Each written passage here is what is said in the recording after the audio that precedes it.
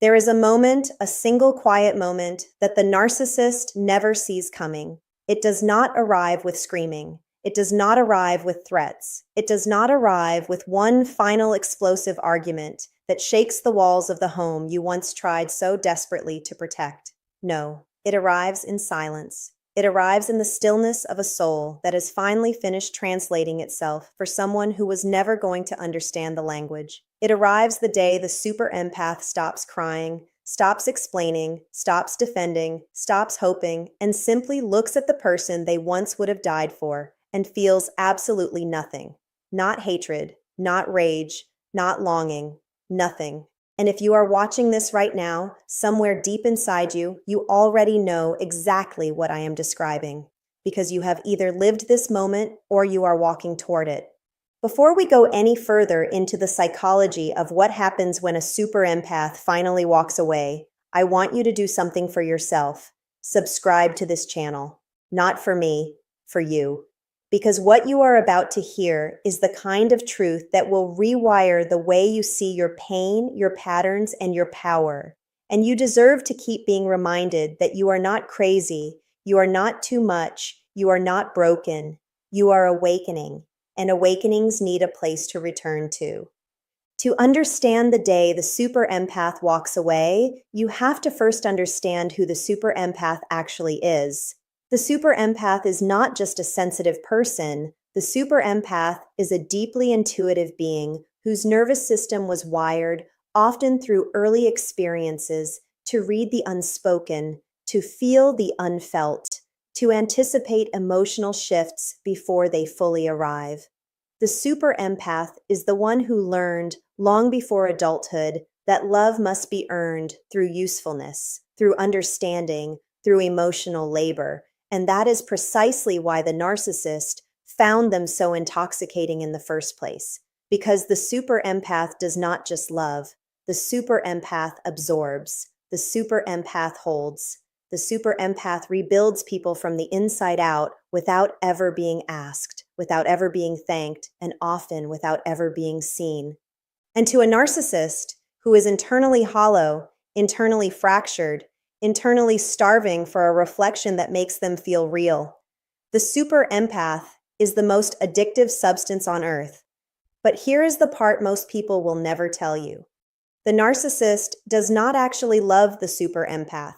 The narcissist loves the supply the super empath provides. They love the endless patience. They love the forgiveness that arrives even when it has not been requested.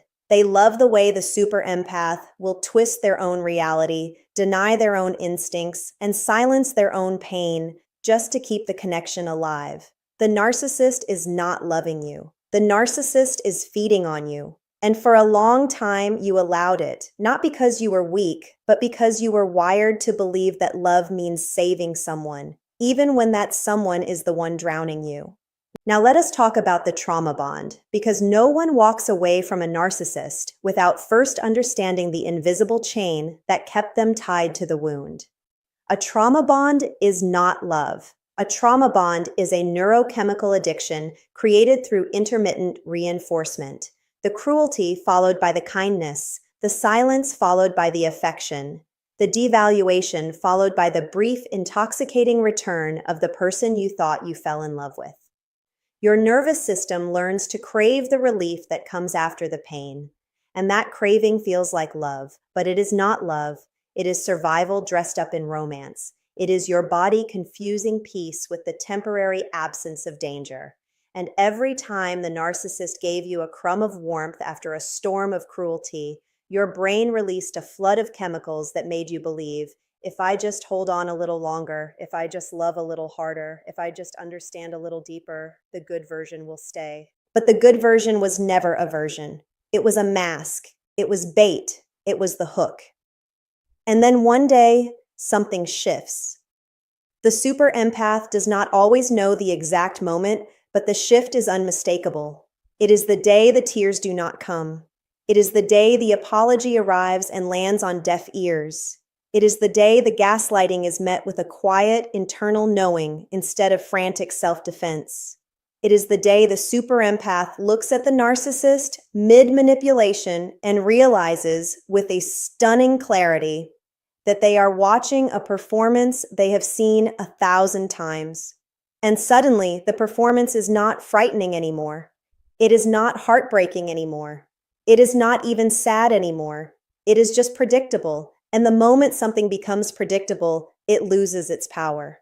This is what the narcissist will never understand about the super empath.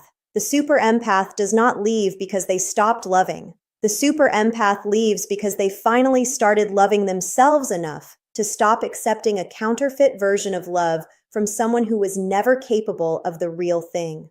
The super empath does not leave in anger. The super empath leaves in awareness. And awareness, once it arrives, can never be unlearned. You cannot unsee the manipulation once you have named it. You cannot unfeel the pattern once you have traced it. You cannot unknow the truth once your soul has whispered it to you in the dark. And here is the psychological truth that will change the way you understand everything that happened to you.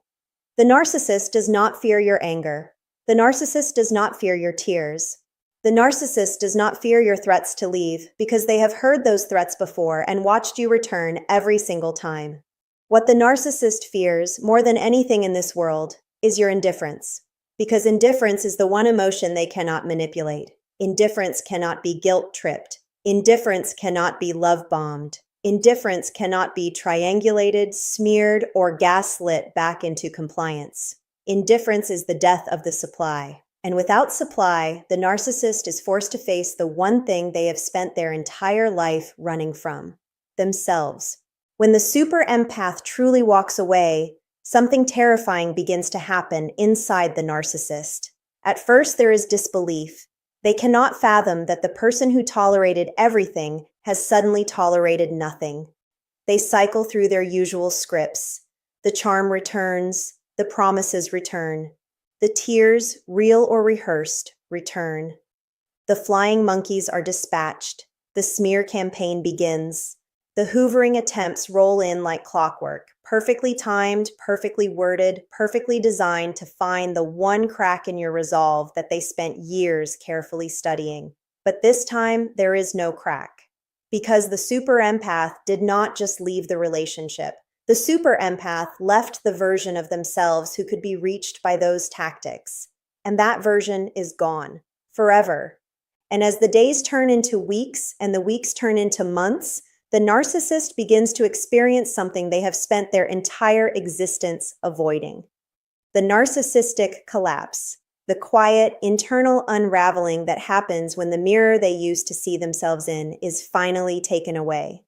Because you, the super empath, were not just their partner. You were their mirror. You reflected back to them a version of themselves that made them feel powerful, important, lovable, worthy. And without that mirror, they are left staring into a void they cannot name. They will replace you? Yes. They will move on quickly? Yes. They will appear to be thriving on the surface? Yes. But understand this and let it settle deep into your bones. No replacement will ever do for them what you did, because no one loves the way a super empath loves. And somewhere in the deepest, most hidden chamber of their psyche, they know it. They will never say it. They may never even consciously feel it, but they know it. If this is reaching the part of you that has been waiting years to hear it, take a breath right now and subscribe to this channel if you have not already, because there are pieces of yourself that are still scattered across the floor of a relationship that was never worthy of you, and the work of gathering them back, one by one, is sacred. You deserve a place that reminds you again and again that healing is not linear, that grief is not weakness, and that walking away was not the end of your story. It was the beginning of your return.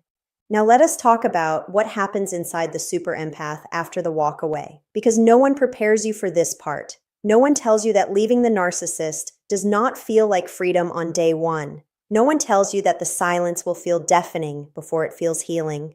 No one tells you that your body, which has been living in fight or flight for so long, will not know what to do with peace when peace finally arrives. You will grieve, not just the relationship. You will grieve the version of yourself who believed. You will grieve the years. You will grieve the dreams. You will grieve the future you imagined with a person who never existed.